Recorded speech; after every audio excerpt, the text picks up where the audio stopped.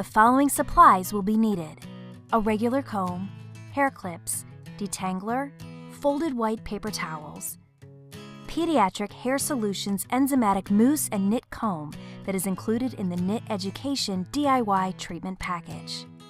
Step 1. Start with clean, tangle-free wet hair.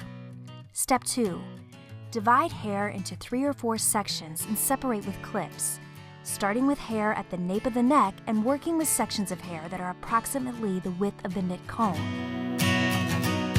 Begin combing hair with the knit comb. Start at the scalp and comb through entire length of hair section. Wipe comb on a white paper towel.